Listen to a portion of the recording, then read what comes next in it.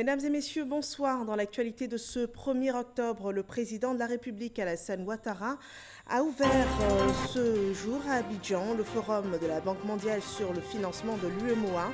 Cette 5e édition sur le financement du développement réunit des décideurs politiques et des acteurs du secteur privé de plusieurs pays.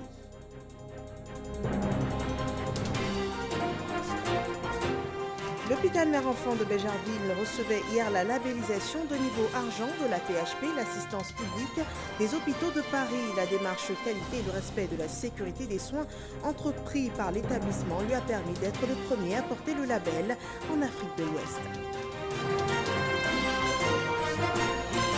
Dans le secteur agricole, la campagne principale 2019-2020 de la commercialisation du cacao s'est ouverte ce 1er octobre. Le prix Borchamp du kilogramme de cacao a été fixé à 825 francs CFA, une hausse de 10% par rapport à la précédente campagne. Les détails dans la suite de ce journal. Bienvenue dans ce 23h. Dans l'actualité en Côte d'Ivoire, il s'est ouvert ce mardi dans la capitale économique ivoirienne le forum de la Banque mondiale sur le financement de l'UEMOA. Le chef de l'État, Alassane Ouattara, a présidé la cérémonie d'ouverture. Il a exposé 4 priorités pour le financement du développement des pays africains. Ce sont l'accélération de la mobilisation des ressources intérieures, l'amélioration du climat des affaires, le développement d'un secteur financier solide et la mobilisation des capitaux institutionnels. Le compte-rendu de ce premier jour de ce forum par Viviane Aïma. Après le Rwanda en 2018, le choix de la Banque mondiale s'est porté sur la Côte d'Ivoire pour abriter l'édition 2019 du Forum sur le financement du développement dans l'espace UEMOA. Importante rencontre qui réunit les gestionnaires de IDA, le fonds de la Banque mondiale pour les pays les plus pauvres, les donateurs de ce fonds, les pays de l'Afrique de l'Ouest éligibles pour bénéficier des financements de ce fonds et au nombre desquels la Côte d'Ivoire, ainsi que les acteurs de la vie économique, acteurs publics et privés. Le chef de l'État ivoirien, le président Alassane Ouattara, a ouvert ce mardi matin les travaux de cette assise. IDA, le fonds de la Banque mondiale pour les pays les plus pauvres, a entrepris d'investir sur la période 2017-2020 45 milliards de dollars en Afrique. Les secteurs prioritaires qui sont visés par ces investissements sont l'agro-industrie, le transport et le numérique. Dans ce cadre, le présent forum vise à déterminer au niveau de la région ouest-africaine les projets tant nationaux que régionaux à fort impact sur la croissance économique des États et créateurs d'emplois pour les jeunes. Invité à faire part de ses réflexions au forum, le président de la République Alassane Ouattara a plaidé pour un soutien encore plus important aux pays de la région ouest-africaine en raison du poids financier que fait peser aujourd'hui la lutte contre le terrorisme sur les budgets de ces États. L'ampleur de la menace terroriste en Afrique de l'Ouest est devenue une préoccupation majeure pour nos pays. Et d'ailleurs, certains de mes homologues m'ont dit que dans leur pays, quasiment 30% du budget est consacré à la lutte contre le terrorisme et la défense. Et bien évidemment, ceci rend difficile toute possibilité d'ajustement. Et aussi fragilise le climat des affaires, parce que si toutes les semaines on annonce qu'il y a une attaque terroriste, évidemment les investisseurs privés ne seront pas aptes à aller dans ces pays. Et s'il n'y a pas d'investissement, bien évidemment, nous avons un handicap pour la création d'emplois. D'ailleurs, ces urgences nous ont conduits à tenir un sommet extraordinaire des chefs d'État et de gouvernement, la CEDEAO, sur le terrorisme, le 14 septembre dernier à Ouagadougou. Et à l'issue de cette rencontre, les chefs d'État et de gouvernement ont décidé de mobiliser 1 milliard de dollars américains sur 5 ans, dont la moitié, soit à peu près 500 millions de francs CFA, sera en provenance de l'UEMOA. Donc nous devons entreprendre une campagne pour que ce milliard qui provient de nos pays soit multiplié par 2 ou par 3 avec la contribution des institutions comme la Banque mondiale, la Banque africaine de développement et d'autres fonds souverains. La réunion est prévue durer 2 jours. Une autre activité du chef de l'État, il s'agit cette fois d'une audience à la présidence de la République. Alassane Ouattara recevait en fin d'après-midi ce mardi la mission du FMI présente sur le sol ivoirien depuis le 18 septembre dernier. Elle a exposé au président de la République les conclusions de son rapport dans le cadre de la revue du programme économique et financier triennal soutenu par le FMI. Viviane Aïma. Comment juger la gestion économique du gouvernement conduit par le Premier ministre Amadou Gon Coulibaly? Sa gestion est-elle mauvaise? La Côte d'Ivoire est-elle trop endettée? La mission du FMI qui séjourne en Côte d'Ivoire depuis le 18 septembre dernier à ce jour 1er octobre vient de présenter ce mardi 1er octobre au président de la République au palais présidentiel les conclusions de son rapport dans le cadre de la 5e revue du programme économique et financier triennal soutenu par le FMI. Les conclusions de ce rapport sont incontestables. Le FMI juge satisfaisantes les performances économiques du gouvernement et félicite les autorités ivoiriennes pour la bonne marche du programme de transformation économique de la Côte d'Ivoire. En dépit de la dégradation du contexte économique international, l'économie ivoirienne a montré de la résilience et de bonnes performances économiques sont prévues en 2019 et en 2020. L'inflation est restée faible et bien en dessous de la norme de 3% du PIB de l'Union économique et monétaire ouest-africaine. Les performances du programme soutenu par le FMI ont été satisfaisantes pendant le premier semestre de 2019. Tous les critères de performance et les repères indicatifs ont été respectés à fin juin 2019. Tous les repères structurels portant sur la gestion de la dette publique, le suivi des entreprises publiques, la politique fiscale et l'administration budgétaire ont également été mis en œuvre à l'exception d'un seul. Le déficit budgétaire devrait converger à la norme régionale du déficit au niveau de l'UMOA de 3% du PIB en 2019, un des principaux objectifs du programme. Les recettes devraient continuer à augmenter, tandis que les dépenses seraient maîtrisées. Les services du FMI et les autorités ivoiriennes sont également parvenus à un accord au niveau des services du FMI, sous réserve de l'approbation du conseil d'administration du FMI, sur une extension du programme d'1 an, ainsi que sur les mesures de politique budgétaire pour atteindre les objectifs du programme. Ces mesures devraient maintenir le déficit budgétaire projeté pour 2020 dans la norme du déficit régional de l'UMOA de 3% du PIB. La mission du FMI et les autorités se sont également accordées sur des politiques pour assurer la préservation de la viabilité de la dette, tout en créant l'espace nécessaire pour financer le programme national de développement 2016-2020. L'équipe du FMI et les autorités se sont également accordées à poursuivre les efforts de mobilisation des recettes domestiques pour créer les marges de manœuvre budgétaires nécessaires à la mise en place de politiques ambitieuses de développement et au renforcement de la capacité à rembourser la dette. La mission a noté les progrès réalisés en matière de restructuration et de suivi rapproché des entreprises publiques et de l'administration douanière. La mission a également félicité les autorités pour les mesures prises pour renforcer le secteur de l'électricité, mesures qui devraient sous-tendre une stratégie de développement ambitieuse. La mission note les progrès en matière de renforcement du secteur financier dans le contexte de la transition régionale vers les nouvelles normes prudentielles alignées sur les principes de Bâle II, Bâle III.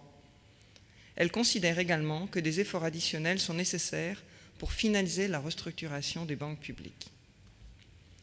La mission et les autorités ont convenu que le programme de transformation économique de la Côte d'Ivoire continue à bien progresser, tiré par le dynamisme de l'investissement privé et les efforts de diversification des exportations. La poursuite de la mise en œuvre résolue de politiques visant à réduire les niveaux de pauvreté et à promouvoir une croissance inclusive continuera d'être un facteur important pour la réussite à long terme des objectifs du gouvernement. En conclusion, on est en droit de le dire, le gouvernement a réussi sans faute son examen de passage. Un autre bilan satisfaisant de fin de mission a été présenté au chef de l'État également ce mardi. C'est celui de l'ambassadeur de la République arabe d'Égypte qui a été reçu en audience ce jour au palais présidentiel après 4 ans de service en Côte d'Ivoire. Le rapport de Viviane Aïma. En fin de mission, après avoir représenté son pays, la République arabe d'Égypte, pendant 4 ans en Côte d'Ivoire, l'ambassadeur Mohamed Farouk El Hamzaoui a fait ses adieux ce mardi 1er octobre au chef de l'État, le président Alassane Ouattara, au palais présidentiel. L'ambassadeur égyptien, avant son départ, s'est déclaré satisfait du bilan de sa mission et de son séjour en Côte d'Ivoire. Les 4 ans, ils ont passé très vite. C'est avec, je pense, un bilan très long. Mais le plus important, qu'on a fait 2 visites présidentielles. On a fait une visite présidentielle pour le président Ouattara en décembre 2017 au Sharm el-Sheikh, et aussi la première visite d'un président égyptien en Côte d'Ivoire. Ça, c'était l'avril dernier, avril 2019. Je viens pour dire adieu à son Excellence le Président, et aussi j'ai donné encore une autre invitation, Inch'Allah, pour visiter l'Égypte prochainement. Je voudrais remercier le peuple ivoirien et le gouvernement ivoirien pour le chaleureux accueil et les chaleureux 4 ans qu'ils ont passés très vite ici en Abidjan. C'est le 5 novembre 2015 que Mohamed Farouk El Hamzaoui avait présenté ses lettres de créance au chef de l'État ivoirien au palais présidentiel. Une bonne nouvelle pour le secteur de la santé en Côte d'Ivoire, l'hôpital Mère-Enfant de Magerville porte désormais le label argent de l'AP-HP, l'assistance publique des hôpitaux de Paris. C'est une première en Afrique de l'Ouest et cette labellisation est pour la première dame dont la fondation Children of Africa est à l'initiative de ce centre hospitalier. C'est pour elle le résultat des efforts de qualité et de sécurité des soins consentis par l'hôpital Mère-Enfant, Mahama Traoré et Abiba Dambélé-Saoué. Le label Argent 2019 de l'assistance publique des hôpitaux de Paris, AP-HP, décerné à l'hôpital Mère-Enfant Dominique Ouattara de Bingerville.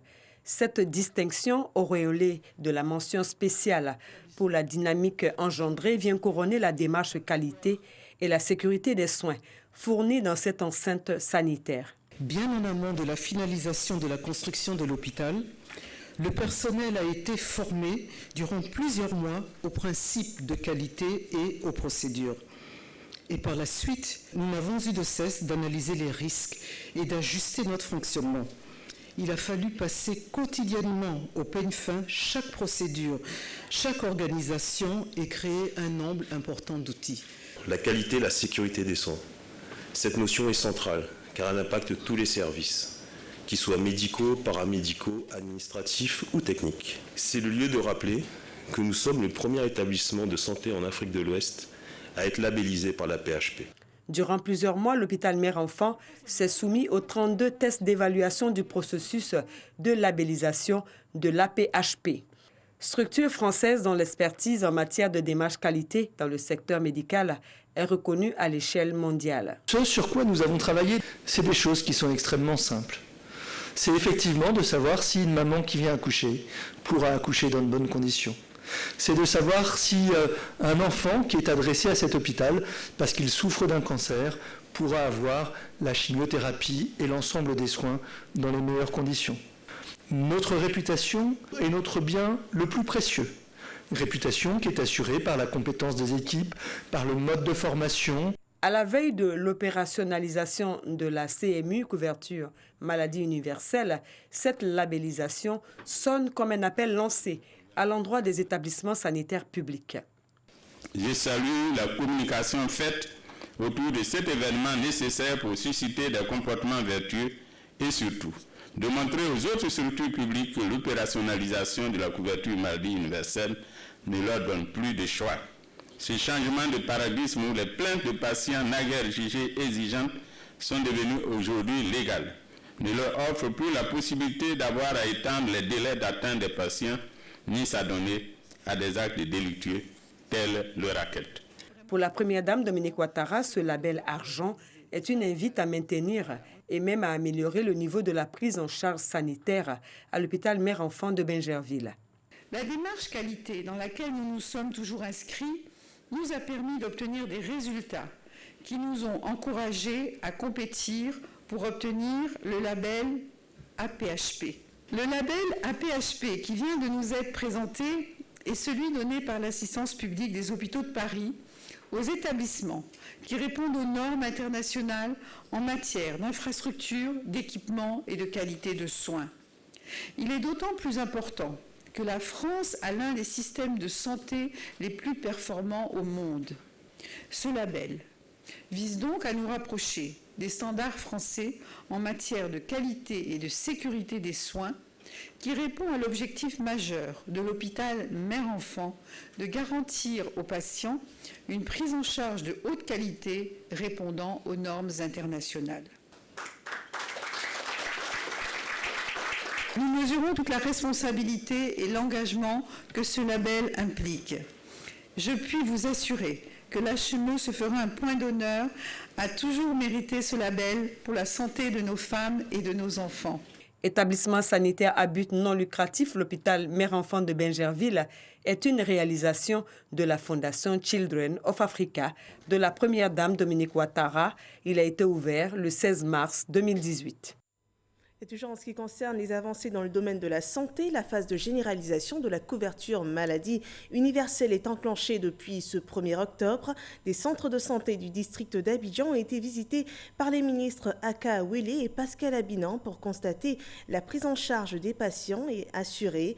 Et les ministres ont officiellement ainsi lancé l'opération de généralisation de la CMU. Mamadou Kouassi. Le ministre de l'Emploi et de la Protection sociale, accompagné du ministre de la Santé et de l'Hygiène publique, présent au centre de santé communautaire Henriette Konan-Bédié du Blocos dans la commune de Cocody. Ils sont venus se rendre compte de l'effectivité du démarrage de la couverture maladie universelle CMU ce 1er octobre 2019. Les ministres Pascal Kwaku Apinan et Jeune Aka Awele ont pu assister à l'accueil des premiers assurés venus pour des soins. Faire en sorte que tous les Ivoiriens et tous ceux qui vivent en Côte d'Ivoire puissent se soigner dans des centres de santé de qualité et à moindre coût. C'est ce que nous venons de constater effectivement avec le début des prestations aujourd'hui. Donc nous invitons tous les Ivoiriens qui hésitent encore, qui ne se sont pas fait encore enrôler, de s'empresser pour aller se faire enrôler parce que l'opération a commencé et ce n'est pas du tout virtuel, c'est une réalité. Ils ont saisi l'occasion pour encourager le personnel médical à un bon accueil des patients. Après Cocody, cap sur le plateau, à la formation sanitaire urbaine Edmond Basque, les membres du gouvernement ont rassuré la population ivoirienne de l'effectivité de ce projet qui touche plus de 700 centres de santé publics. Avec le démarrage de ce jour de la couverture maladie universelle, on se rend bien compte que le programme social du gouvernement est en marche. Et il en marche avec ce qui constitue le premier droit de l'homme, c'est-à-dire le droit à la santé. Je voudrais indiquer que ce n'est pas parce que ça a commencé aujourd'hui que l'on doit dire que sur toute l'étendue du territoire, tout le monde peut avoir accès aujourd'hui à la couverture maladie universelle. C'est un processus qui est engagé. En toute chose, il faut un commencement. Mais dès lors que ça a commencé, il faut espérer que tout le monde aura sa couverture maladie. C'est depuis le 1er juillet 2019 que les prélèvements ont démarré. Ce mardi 1er octobre 2019 constitue le début effectif de la phase de généralisation, après une phase pilote de 2 ans. Et nos reporters ont aussi sillonné les centres de santé de la capitale pour constater l'effectivité du démarrage de la phase de généralisation de la couverture maladie universelle, la CMU. Une tournée dans les hôpitaux qui a permis de dévoiler les avantages de cette assurance sociale, mais aussi les problèmes qui freinent sa mise en place. Mamadou Kouassi. Ousmane Diarra est reçu par l'équipe de la couverture maladie universelle CMU, basée au centre de santé communautaire Henriette Konan-Bédié de Blocos. Détenteur de la carte CMU, il ne payera que 150 francs CFA au lieu de 450 francs comme frais de consultation pour les non-détenteurs de la carte CMU. Si Ousmane Diarra est à jour de ses cotisations, ce n'est pas le cas pour plusieurs autres détenteurs de la carte. Ces personnes seront obligées de payer elles-mêmes les frais de consultation. Parce que la CMU, ce n'est pas gratuit, il faut payer 1000 francs. La machine dit que c'est lui, c'est son identité, mais il n'est pas à jour de ses cotisations. On ne le renvoie pas. Il va bénéficier des soins de santé, mais il va payer les 100%. À la formation sanitaire urbaine Edmond Basque du Plateau, nous rencontrons Étienne Begré. À CMU, il est venu pour une échographie. Je souffrais d'un mal depuis fort longtemps, donc mon médecin a demandé à ce que je fasse l'échographie de contrôle. Et quand je suis venu, Par la force des choses, j'ai présenté la carte et l'échographie qui faisait 6 000 francs, j'ai payé 850 000. Aïcha Diaby bénéficie de la couverture maladie universelle. Elle est venue se faire consulter. Depuis plusieurs nuits, je me sens fatiguée, j'ai mal à la tête. La consultation était à 1500. Grâce à ma carte d'assuré CMU, ça m'a permis de payer 450 pour la consultation. Après la consultation, on m'a prescrit des médicaments qui coûtaient 261 francs. Grâce encore à ma carte CMU, j'ai payé 75 francs pour pouvoir avoir mes médicaments. En plus de consultation et des soins, les cartes d'assurance prennent en compte les médicaments et les différents examens. Quand ils arrivent, ils vont en consultation et puis en fonction de ce qui est porté sur l'ordonnance, ils arrivent à la pharmacie, on fait un décompte, ils doivent payer 30% du total de l'ordonnance. Et les 70% sont endossés par l'État de Côte d'Ivoire. Bien que certaines personnes disposent d'une carte d'assurance, nombreux sont ces patients rencontrés qui disent ne pas être informés de la CMU. Non, je n'ai pas la carte d'assurance. Bon, je ne savais pas qu'il y avait une carte d'assurance. C'est pourquoi. Je vais me renseigner et puis me procurer la carte. Le directeur général de la Caisse nationale d'assurance maladie, Karim Bomba, invite les personnes enrôlées au retrait de leur carte afin de bénéficier des avantages liés à celle-ci. Les personnes qui se sont faites déjà enrôler, qui n'ont pas perçu les cartes, il y a un processus. Il y en a qui reçoivent des SMS qui leur indiquent le lieu où il faut retirer leur carte. Mais moi, comme j'aime être pratique, j'exhorte ceux-là à se rendre dans le bureau qui se sont fait enrôler pour chercher les cartes. À ce jour, 1 548 742 personnes enrôlées dans les centres CMU. Seulement 631 698 parmi elles ont déjà reçu leur carte. Le Sénat a adopté hier lundi 2 projets de loi pour l'amélioration du climat des affaires en Côte d'Ivoire. Le premier texte porte sur la simplification de la procédure d'immatriculation des entreprises et le second concerne le Code des investissements en Côte d'Ivoire. Léon Brou pour le compte-rendu. Après l'Assemblée nationale, le ministre auprès du Premier ministre chargé de la promotion des investissements face à la Commission des affaires économiques et financières du Sénat, Esmaël Issis, fait adopter par les 16 sénateurs le projet de loi pour la ratification de l'ordonnance portant Code des investissements sans épreuve majeure. C'est que les deux parties ont très tôt convenu des avantages offerts aux investisseurs, entre autres l'exonération et le crédit d'impôt. Ce code parle pour la première fois du contenu local. Ce code insiste sur les éléments d'environnement et surtout sur les obligations sociétales des investisseurs en Côte d'Ivoire. Donc, permet à la Côte d'Ivoire d'offrir aux investisseurs des avantages certes attractifs, mais aussi à l'État d'avoir une dépense fiscale maîtrisée et bien adressée. Code des investissements aussi consensuel car approuvé par les ministères économiques, le secteur privé et les partenaires au développement, précise l'émissaire du gouvernement qu'accompagnent également les sénateurs dans le projet d'institution d'un identifiant unique pour l'immatriculation des entreprises. L'identifiant unique permet aujourd'hui en Côte d'Ivoire d'avoir un seul numéro qui identifie une entreprise. À l'époque, on en a 4. L'investissement national représente 50% de l'investissement privé en Côte d'Ivoire. La problématique que nous souhaitons résoudre, c'est comment le national ivoirien est encore plus présent dans l'investissement privé. Au total, ces deux projets de loi ainsi examinés, des stimulateurs de l'amélioration de l'environnement ivoirien des affaires.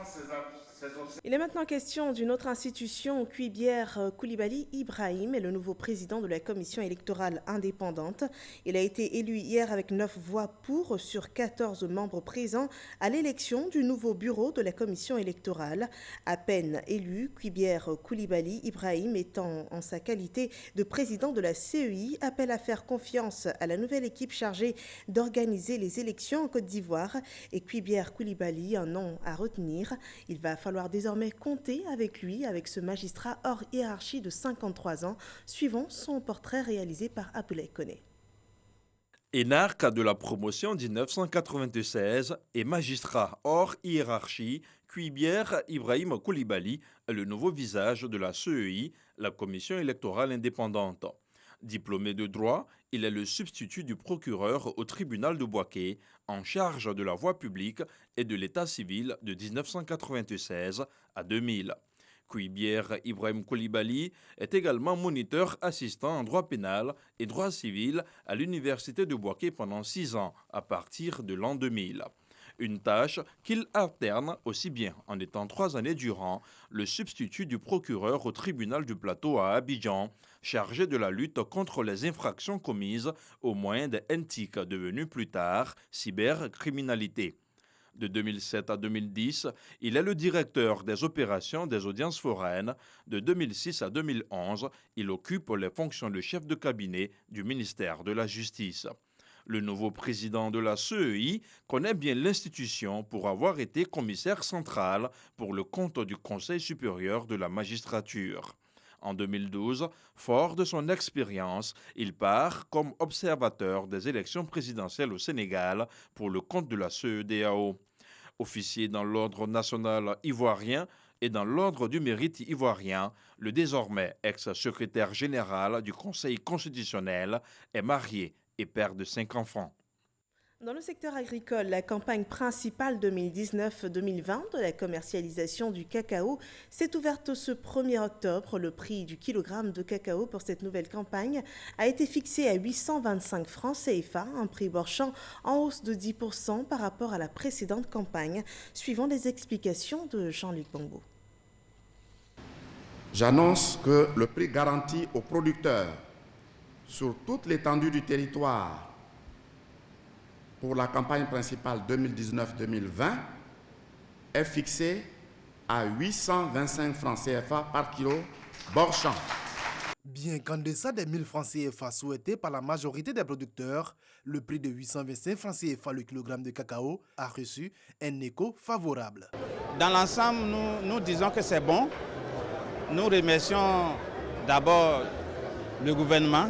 Chaque année, ils ont toujours ajouté un plus. Le prix grimpe, le prix augmente. Même si nous avons voulu avoir plus que ça, l'État ne peut donner que ce qu'il y a. Et aujourd'hui, avec 825 francs, je pense que l'ensemble des producteurs qui étaient ici ont félicité le chef de l'État et c'est bon. Le prix de la campagne 2019-2020 est en hausse de 75 francs CFA par rapport à celui de l'exercice précédent. Un prix que les producteurs souhaitent voir respecté tout le temps que durera cette campagne. Le plus important dans la campagne cacao ou café, ce n'est pas le prix qui est plus élevé. Si le prix est fixé et qu'il est respecté sur le terrain, c'est ça qui est plus intéressant pour le producteur. Je voudrais aussi que nos parents producteurs aussi produisent la bonne qualité de cacao pour que on puisse toujours bénéficier des meilleurs prix comme ce que le gouvernement vient de nous donner ce matin. Tout en se réjouissant de la bonne tenue de la campagne précédente, le président du Conseil Café-Cacao a annoncé un renforcement des dispositifs de contrôle du prix et de sécurisation de la production ivoirienne. Aucune réfaction n'est autorisée sur le prix d'achat garanti. Borchant. Le dispositif de contrôle des prix et de la qualité est maintenu pour lutter contre les pratiques de certains opérateurs véreux et aussi la fuite transfrontalière du cacao. Le Conseil Café-Cacao a également annoncé stabiliser à 2 millions de tonnes la production ivoirienne en vue de contrer une éventuelle chute des prix mondiaux liée à la surproduction. L'édition 2019 du Salon de l'architecture et du bâtiment Archibat a ouvert ses portes ce matin. Le thème pour cette 7e édition est l'habitat pour tous. 300 exposants participent à cet événement qui se déroulera jusqu'au 5 octobre prochain. Archibat 2019 proposera un forum d'échange qui, outre les solutions au cas de mal logement, prendra en compte une intégration des nouvelles façons de concevoir l'habitat et de sorte qu'il s'adapte au changement climatique en Côte d'Ivoire. Parlons de cet autre événement qui rassemble en ce moment à Paris tous les professionnels et amoureux du tourisme et de ses services. Il s'agit de la 41e édition du Salon mondial du tourisme dénommé IFTM Top Reza, ouvert ce mardi 1er octobre 2019.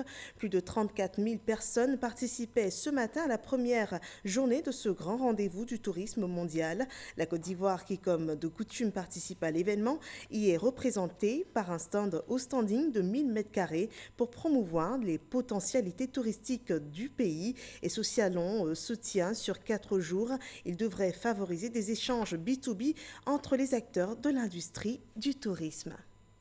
Et ici en Côte d'Ivoire, le chef de l'État a effectué la semaine dernière, on vous le rappelle, une visite historique dans la région du Nzi. L'événement s'est soldé par un tournoi de football disputé à Dimbokro et la coupe de la finale qui portait le nom du président de la République, Alassane Ouattara, a été remportée par l'équipe Sitaray de Dimbokro suite au match qui l'opposait à l'équipe de Bokanda à Boussanogo. Le tournoi doté du trophée Alassane Ouattara a engagé 8 équipes issues de 3 départements, à savoir Dimbokro, Bokanda et Kwasi-Kwasi-Kro. L'objectif est de magnifier le président de la République. Véritable moment de communion, de fraternité et de cohésion, ainsi que de rapprochement. La finale a opposé l'équipe de Bokanda à celle de Sitaray Dimbokro. Dès l'entame de la rencontre, l'équipe venue de Bokanda multiplie les offensives, mais a du mal à cadrer ses tirs. Sitaray Dimbokro reviendra petit à petit dans la rencontre. Elle contre les offensives adverses et réussit à asseoir son jeu. Plus réaliste, elle va inscrire 2 buts, suffisants pour aller à la mi-temps. À la reprise, l'équipe de Bokanda va employer tous les moyens pour revenir au score, mais en vain. Sitaray a le pied sur le ballon. Sa domination a été payante, puisqu'elle réussira à inscrire 2 autres buts. Score final, 4-0. Déjà dans la fête. C'est dans la soirée que toutes les équipes finalistes ont été récompensées. Des cadeaux en nature, composés de jeux de maillots et de ballons, ont été offerts. L'équipe de Sitaray de Dimbokro est repartie avec son trophée. Et cette victoire referme ce journal. Je vous retrouve demain avec le même plaisir pour un autre 23h. Excellente soirée à vous.